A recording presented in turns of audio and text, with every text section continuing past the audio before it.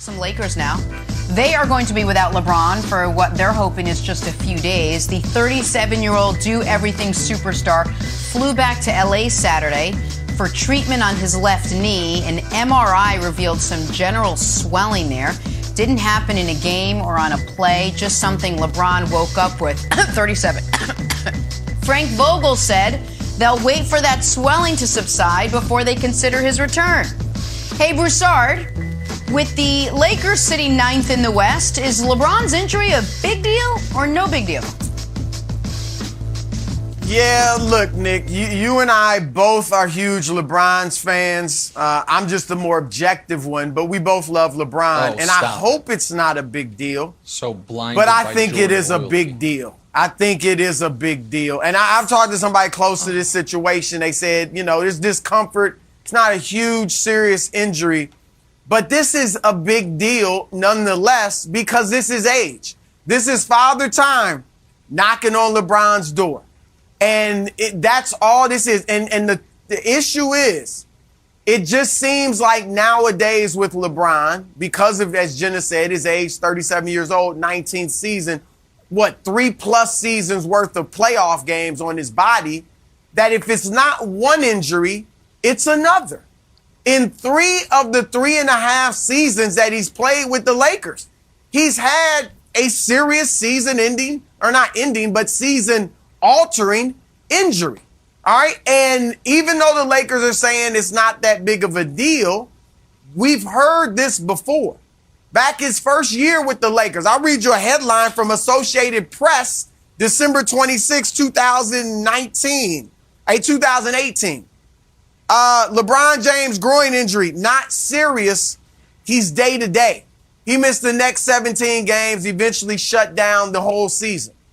This is just unfortunate, but this is age. And if LeBron, when he comes back, I'm going to be, unfortunately, waiting for something else to happen down the road. LeBron, the most games he's ever played straight with the Lakers, 36. And that came at the beginning of the season. He's played 34 and 29 at the beginning of the other 3 seasons. And it all happened at the beginning of the season after a summer's worth of rest. The one season he got through unscathed was the bubble year where you had 4 months off to get your body right. And so, unfortunately, this is the challenge of age. And so, Nick, I do think it's a big deal. Look, some people might think, you know what? Play LeBron sparingly during the regular season, just enough to get to the playoffs. Can't afford to. And then when you get there, let him go. No. But they're only 19 and 17 with him. They wouldn't have time to develop any sort of chemistry. Yeah. So I think it's a big deal. I agree with that. So I don't think it's a big deal because you said 3 of the 3.5 seasons he's had a major injury. I don't think that's right. I think 2 of them. I don't think he's had a major injury this year. I think that what he has dealt with this year, but he has missed time with because he's 37. And by that, I mean this. I think they are being extra cautious with him because of his age. LeBron has suffered 2 significant injuries in his career. 3, if you count the time he broke his hand. I heard it was almost a compound fracture after game 1 of the finals. He valiantly played through it, but set that aside. After the J.R. Smith game, Wildes remembers that vividly. However, he has suffered 2 injuries. I don't know what you're laughing about, buddy. Laughing about injuries. That's real classy. No, I'm not. One, there's a wet spot on the floor in Golden State, and people will be like, oh, soft tissue injuries. That's the sign of age. The problem is, he hasn't suffered anything similar to that since then. So it's not like he has had a spate of soft tissue injuries. And the worst injury he has suffered was thanks to Circus Solomon Hill doing his trapeze act on the court, somersaulting into his ankle. That could have happened to literally anybody. It gets more dramatic every time. Well, that's what happened. We have the video of it. Nick, Again, I don't know what Wildes thinks is so funny. Are you saying there's no connection with age to these injuries? LeBron was an Iron Man for the first, 16, 17 years of his career. No. There's no doubt this age related. No, he is not as invincible as he once was, and the team is smartly not asking him the way the Cavs would have or the Heat would have, hey, can you play through it? They are being extra cautious because He's played the third most minutes of anyone in the history of the game. I understand all of that. What I am saying is, though, we talk about father time. Two things usually happen when father time Wildes is approaching you. One is the increased injury rate. We're seeing that. The other is you're not as good.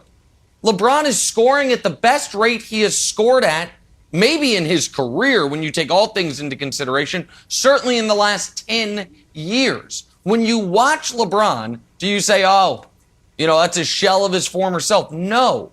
Even the late, great Kobe, before the Achilles injury, which was really the beginning of the end, you saw atrophy in his game by shooting percentage, by really every metric you could look at in the weeks, months, and couple years leading up to it.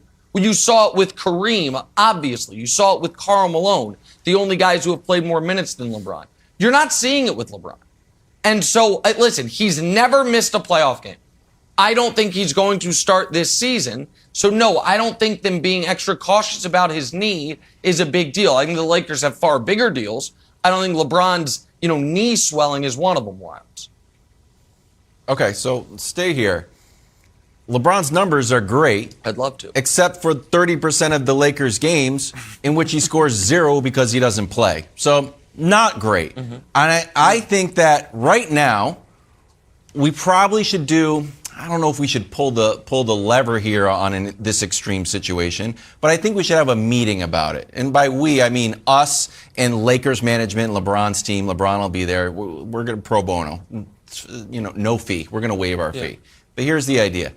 LeBron, you've missed 30% of the games. When you playing awesome. I don't know if you saw first things first. Broussard said the last time you played a long stretch is either at the beginning of the year after a long break or the bubble after a long break. Do you think it's worth a discussion to take this second half of the year doing something close to shutting it down so you can run through the playoffs and have no question that you're going to be at 100%? Sneak into the play-in game and then turn LeBron loose and let him go. So here's the problem with that. I think, Brew, that's one of the reasons they traded for Russ, was so if they wanted to give LeBron extended rests, that they thought, okay, Russ and AD we won't be great, but we can tread water. That has not yet, come to fruition. And so the Lakers, are they at risk of missing the play-in? Not really. But if we're being honest, they would far prefer be the 7 than the 8. You don't want to be in that 9-10 spot in the play, because then you're getting Phoenix in round 1. I think the Lakers feel good about their chances against Golden State if that's who they get in round 1. But so I don't think they have the ability, because of all the blown leads, because of the missed time already, to give LeBron a month off. But I do want to ask, I want to ask you this, Brew, because I think you agree with me on that you can't shut him down. Other than, if we're saying, we have to look at LeBron as an injury concern now. Other than Giannis, is there a superstar in the league we don't? So, Steph, we found out his shooting slump was because something was wrong with his feet. Just a couple years ago, he missed the whole year with a hand injury. Again, LeBron had the exact same injury, played the rest of the finals. Set that aside, but Steph missed the whole year. Embiid's obviously an injury risk. Jokic could miss games any time if he, shoves another guy in the back. I guess that's someone else's injury. He's an Iron but he's, Man, a candidate for suspension at all times. What? Oh, it didn't happen? Is Markieff Morris playing yet? Someone tell me. Tell me who the guy Kevin Durant. What's Kevin Durant doing right now?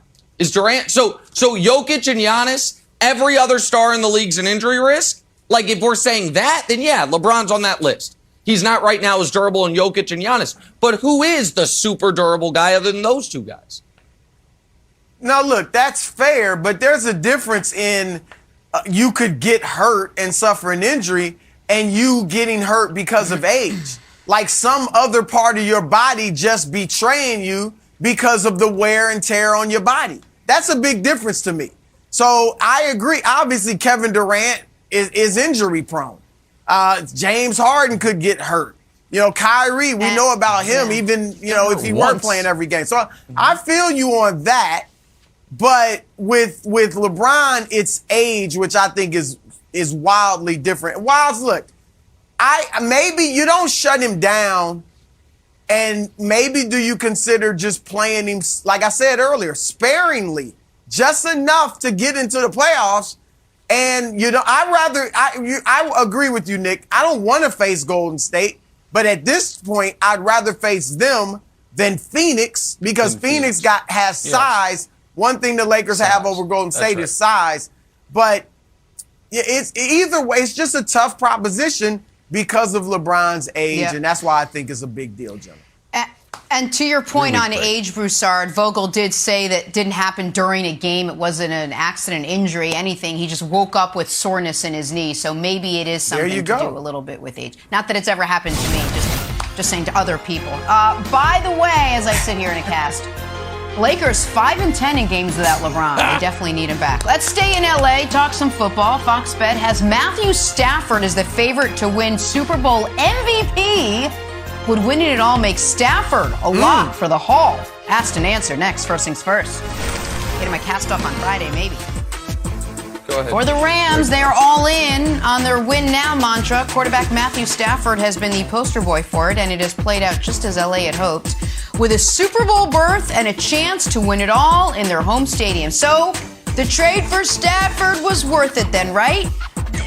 Maybe not yet, says Bleacher Report, who published this headline yesterday. NFC champion Rams are one win from validation for the Matthew Stafford trade. One win away, they said. Here's the recap of that blockbuster deal. Pulled off 1 year ago Sunday. Stafford to LA for Goff, 2 firsts and a third. Broussard, kick us off here. Have the Rams already validated the Stafford trade? No, 1,000 times no. Thank you, Gary Davenport. My goodness. No, they haven't justified the trade yet. I get it. Matthew Stafford is better than Jared Goff. There's no debate there. But you saw the graphic. You didn't just give up Jared Goff. You gave up this year's first-round pick, next year's first-round pick, last year's third-round pick. You mortgaged your future for Matthew Stafford. And when you give up all of that, the way you justify it is by going further with the guy you got than with the guy you gave up on. Especially he's a 2-time Pro Bowler and he got you, Jared Goff, to the Super Bowl. So one step beyond that is winning the Super Bowl. So that's what Matthew Stafford has to do to justify the trade. If you draft a player out of college, number one, he's your quarterback, and he makes you a great team, you're always in the hunt, you're always knocking on the Super Bowl door, but you never quite get over the hump. And he puts up great numbers, and maybe has a Hall of Fame career. You can live with that. You're disappointed, but you say, you know what? It was a great run. Phillip Rivers comes to mind in San Diego, right? But when you trade for a guy, what is he in, his 13th year, Stafford? You trade a 2-time Pro Bowler who got you to the Super Bowl for him. You got one thing in mind, and everybody knows it, and that's why you hear this mantra, all in. All in is just another way, Nick, of saying Super Bowl or bust. And I throw this at you, Nick. If Matt Stafford plays 4 to 5 more years for the Rams, puts up great numbers, they're always right there, NFC title games, maybe get to another Super Bowl, but lose, never win it. Do you think Rams fans are going to look at this and say, yeah, it was worth it? Oh, you're sexier. Yes. You're more fun to watch. His numbers are better, but you're not getting the ultimate prize, and that's what this is about. Yeah, it's hard to win Super Bowls. Thank you, Gary Davenport. Hard to win Super Bowls. Bleacher Report. No, all right, I don't know Gary Davenport, but first of all, he it wrote is that so misleading to say they traded 2 firsts, a third, and Goff for Stafford. That is not what happened. Have you guys ever paid for movers? Have you ever paid for movers? And then you have to pay extra at the end if you want them to unpack and take the boxes with them. There was a take the boxes with you tax that was a first-round pick for Goff. Like, listen, we are trading for Matt Stafford. You keep saying that as if it's fact. It's just a figment of your imagination. You think they could have gotten something for Goff? You think, You think It's if an hold on, wait a explanation you second. come up with to justify it. That's all. But the fact The is trade is already justified. they gave up all that for Matthew Stafford. Right, but because they had to attach things to Goff because the contract's so toxic. Just Right, look at this 'cause image. he's not Leave it as up there. good as Stafford. Do you I see? get that. Do you see how Stafford's hands are enveloping the football, and then you see Stafford? Oh, here we you can go. barely get it around the laces. The Lions and the Rams knew that too, and it's like, well, listen, I didn't make the graphic, buddy, but it sticks out like a tiny thumb. Is what it does. And so you've got to at least acknowledge it. You've got to at least mention it. So dumb. So here's why they have already justified it, Wilds. It's not dumb. Okay, hey, Combine's coming up. Let's see if That's they do hand Nick measurements this conceding, year. Wilds, Oh, wait, that they I'm always right. do because it actually Resort really to matters. humor. It actually really matters, guys. No, okay, then why do they do it? Why do they do foot measurements? No, they're doing hand measurements because it matters for the quarterback. Tiny hands can't hold the football. Yeah, a lot of things matter. Guys, they've already validated it. They went from the hardest thing in sports is to go from good to great. And that's what they did. Oh, Nick, but they got to a Super Bowl before. Yes, when they had Todd Gurley, the offensive player of the year in the NFL. That's not that team anymore. With Goff, they had a defined, clear ceiling. You can't win a championship. Now they can. So don't tell me it hasn't already been validated. And Wilds, I'll posit this. If they hadn't traded for Stafford, Odell wouldn't have picked them. If they hadn't traded for Stafford, they wouldn't have been good enough midway through the year to want to go further all in and trade for Von Miller. They are in the Super Bowl. It has already been validated. Goff's team, where are the Lions drafting this year? Do they have the number 2 pick of the draft? I think they do. Did Goff play almost the whole season? I think he did. Okay, so one team's in the Super Bowl. The other team's going to draft Aiden Hutchinson. Nah, I think it's already been validated. Okay, but they're also, for the record, they are playing a team in the Super Bowl that also had the number 1 pick 2 years ago, and they've gone to the Super Bowl, and they still have a bunch of cap room. Yeah. And don't sleep on the Lions. Lions, my sneaky pick in a few years. So that's what I want to discuss, Nick, and I'll throw it back to you.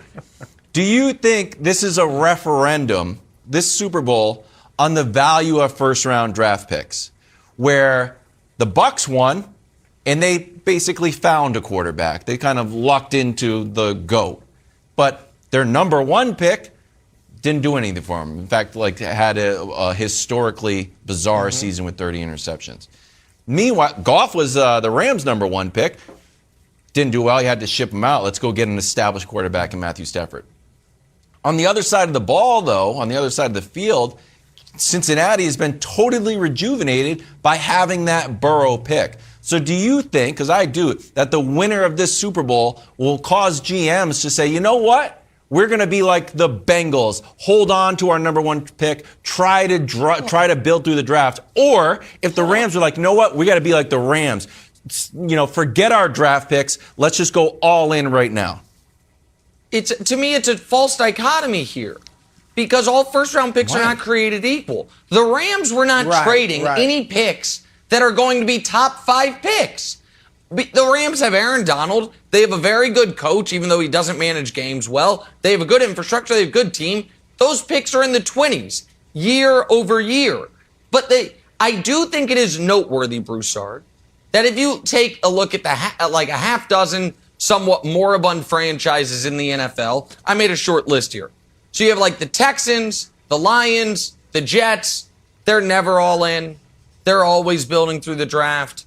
And the Texans had a couple years better than mediocre. That was it. Then they're back. Lions, Jets, terrible. Then some more moribund franchises. The Jags, the Bucks, the Broncos, post Elway, no good.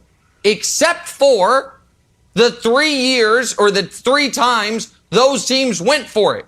The Jags spent all that money in free agency and went for it. Got a game away from the Super Bowl. Right. If the Miles Jack fumble is ruled correctly, they probably go to that Super Bowl. The Bucks went for it with Brady. The Broncos went for it with Peyton Manning. Since then, they've been trying to build through the draft, and they've been mediocre at best. There is a go-for-it element that I think is admirable if you have the other pieces in place. If you're not fooling yourself I think it'd be dumb for the Jets this year to be like, we're going for it. I think you need to be realistic about how close you actually are and then to go for it. No, look, I agree with you. And I think the Rams made the right move to go all in. And look, you guys know I like Matthew Stafford a lot. I think he's had a great year. I know he had the 17 picks, especially in the second half of the season. He was throwing a lot of interceptions. But he's had a great year, 4,700 yards, 4,800 yards, 41 touchdowns. And you got to give him some credit. Cooper Kupp is phenomenal in his own right. His yards after the catch, all that. But he wasn't a star before Matthew Stafford got there. OBJ, you mentioned it. Maybe he doesn't. I'm going to say maybe. You said definitively. I'm going to say maybe he doesn't choose the Rams if they don't have Matthew Stafford. And let's put it this way. OBJ was in a bad spot himself. He hadn't really had a great year in years. He goes there and everything's going great. Cam Akers, I like him a lot, but he only rushed for 600 yards last year. It's not like he's Eric Dickerson. So Stafford, everybody talks about all the talent they have. A lot of it on the defensive side of the ball. A lot of it Stafford has maximized. So he's been great. So they've validated. But my point is this. It's not that he's not a better player. And maybe from a business entertainment standpoint, yeah, he's validated it because he's better than golf, more fun to watch, all that. But it's a bottom line business. Win a Super Bowl. You're this close, go ahead and close the deal. If he doesn't win it, then it doesn't justify the trade. I'm sorry. You gave up a lot more than Jared Goff. All right, we're moving on here. First things first, talk some Kansas City Chiefs sitting out Super Bowl Sunday for the first time since the 2018 season. I would have been there if Patrick Mahomes was a little better in the second half on Sunday. Hell, as Kevin Wildes always wants me to do. Better off being positive, like head coach Andy Reid, who said he thinks the future here is still bright. I'm literally the most kind person on this panel. I say one thing. Now we both said it. Our friend LeVar Arrington is joining us. I will pass the kind baton on to you, my friend LeVar. But let me start with you, Nick. What is more likely, a Chiefs dynasty or Mahomes never winning another Super Bowl at this point? Oh, stop it. Stop it. Nobody thinks the Chiefs aren't ever going to win another Super Bowl with Patrick Mahomes. Oh, guys, nobody thought that about Aaron Rodgers. Aaron Rodgers didn't the year after his Super Bowl go right back to the Super Bowl. And then the year after that, go right back to the conference championship game. Aaron Rodgers didn't do that. Aaron Rodgers didn't have a history up until leading to the Super Bowl and post the Super Bowl of some of the greatest playoff comebacks in the history of the sport. We are right back. There's two reasons I know that the Chiefs are going to be fine. One is I check with my friends in Vegas on a weekly basis. I'm like, hey, the favorites for next year's Super Bowl, who is it? And they say, oh, it's the Chiefs. I'm like, okay, that makes me feel better. But the other reason I know they're fine is because it takes one bad half of football and people want to act like we didn't just see the season we saw. They're like, oh, Mahomes, we know that 9 days ago he put together one of the greatest games in playoff history, but he was really bad for a half, so maybe they'll never win again. Now, dynasty definitions are tricky depending on, what you consider a dynasty. But if you're asking me, is it more likely that Mahomes ends with a handful of Super Bowl rings or ends with just the one? It is exponentially more likely that he ends with a handful than he never wins another one. I can't go with you on that bandwagon there, sir. You fine gentleman of a man. Happy Tuesday to you all, but not a happy ending kind, on this prediction. You're very kind. It's not. Listen, it is more likely that was Patrick Mahomes' last Super Bowl win and his last Super Bowl ring versus it turning into a dynasty. Again, it's possible that he'll win another Super Bowl. I don't doubt that one bit. But if you have to take the question in its literal sense, which one is more likely, him win another Super Bowl or there be a dynasty? I believe. Maybe I messed that up. Is it Chiefs dynasty or Mahomes? Right. Never wins this. That's it. Right. It's more likely that he will never win another Super Bowl versus becoming a dynasty. And if you think about it, how many, you said it's tricky to choose dynasties, right? But if you take the teams, coaches and player, you had Belichick and Brady, that's one. You had Chuck Noll and Terry Bradshaw, that's two. You had Joe Montana and Bill Walsh, that's three. That's all you had. And if we want to talk about dynasties, you had the Steelers in the 70s. You had the 49ers in the 80s and the 90s. You had the Cowboys in the early 90s or the mid 90s, right? And then you had and then what? Yeah. You had the Patriots. The Patriots. That's four. Brady. Yep. Right. So how many years of football have we been watching? Over 100 years of football history?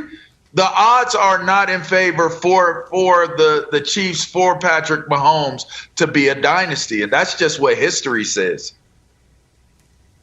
LeVar, you're right. What's the logic does say, and I agree with you on the dynasties. I think there have been 4 in the Super Bowl era, and you named them. All right. So logic says that it is more likely that he doesn't win a Super Bowl than that he creates a dynasty. And if you notice, of all those dynasties, only one has been in the free agent era. Okay, which started in 93 and then really got going later. And that would be New England with Tom Brady and the GOAT, obviously. Okay, so you mentioned Aaron Rodgers, Nick. How about Peyton Manning? When he won his first Super Bowl and was changing the way the quarterback position is played, did we really think it'd be a whole nother decade? Did we think it would be another decade? Yes. Before he won another one? Repeatedly in the playoffs. Yes. I don't think we thought it would be another decade. All right, here's the other thing. Okay. Patrick Mahomes is, and I'm going to give you a little something nice at the end. I'm going to be kind because I agree with you at a certain point. But the free agent era I mentioned, let's see this graphic. Mahomes only $7 million on the cap this year. Next year it goes up to $36 million. Obviously the year after that, 47. All right, so it's going to be harder for them to continue to have great players around him. So the logic, LeVar laid it out. The logic says it's more likely he doesn't win it again. But I have said, Nick, that Patrick Mahomes has GOAT potential. I have said he is Jordan-esque. And what people in the GOAT conversation do is they defy logic. So I'm going with you. I do think Patrick Mahomes creates a dynasty in Kansas City because I think he's that level of player. But the logic is with what LeVar said, but I think the Mahomes is that great that he will create a dynasty. Hold on. Let me tell you why the logic's not there. Because you're looking at it through the wrong lens. First of all, that graphic seems scary that Broussard just put up until you realize Mahomes' cap hit next year is the 7th highest amongst quarterbacks behind guys such as Kirk Cousins, Matt Ryan, and there's one other, Ryan Tannehill, along with Deshaun Watson, Aaron Rodgers. None of them are Super Bowl. So 36 seems like a lot, but it's they're not, so Rodgers can't win it either. Okay, good to know. Russell Wilson higher cap it than him as well. Well, Super Bowl pick this year. But here's the problem with LeVar's logic, Wilds. That's one way to look at it. The other way to look at it is this. Literally, every decade of NFL history has had a dynasty. You guys didn't include it, but the 60s had Bart Starr and Vince Lombardi's Packers. The 70s damn near had 2 of them. The Dolphins went to 3 Super Bowls in a row, won 2, had an undefeated season, but throw them out. The 70s is the Steelers. The 80s is the Niners. The 90s is the Cowboys. The 2000 aughts was the Patriots. The 2010s was the next version of the Patriots. So one would say logic demands the 2020s have a dynasty. Pick a team. I'm just curious, Wilds. If you right now, because I know you are, you have been, what makes me also feel, the only thing that could make me feel bad about this is if Wild says the Chiefs are definitely going to be a dynasty. Because the one thing we know is what Wild says about the Chiefs, the opposite will happen, which is why they lost that AFC Championship game because he finally got on the bandwagon. But if we had to pick the most likely of the 32 teams to turn into a dynastic run, over from the 2020, a couple years ago to right now, which team would it be? It would obviously be I think the it's team with the best player that already has a Super Bowl in the bag. Come on, Wild. Don't give it to him, Wild. I think it's a great question. So every decade, there's one dynasty every decade, except this century, where one guy has built a 2-decade dynasty, and he's still there. That's not right. A dynasty you can't have a 10-year gap in a dynasty. They didn't have one dynasty, Wild. Oh, the Patriots didn't have a dynasty? They went 10 years without winning the Super Bowl. No, they had 2. That's okay, so you can have a 10-year gap back to back. Well, then Mahomes will definitely get there. 6 and 18 years. Mahomes is allowed to not win a Super Bowl for 10 years. One dynasty and one. Hold on. He's allowed to not win a Super Bowl for 10 years, and then we can talk dynasty with it. Okay, no, the Patriots had a dynasty in the early 2000s. They then had a drought. Okay, yeah. And then they had a dynasty in the 2010s. Dynasty. They've dominated. They went to 2 dynasties back. They've dominated the 2000s. Yes. 2 separate dynasties. Hold on. Just tell Riles, just real quick. They went to 3 Super Bowls in 4 years. They won 3. Yeah. They then had 10 years 3 Super Bowls. where they went to 2 Super Bowls, 1-0. They then had 5 years where they won 3 Super Bowls. Those are 2 very distinct, 3 very distinct eras, if you will. So it's not one elongated dynasty. It wasn't the same dynasty. Yeah, I think that's fair.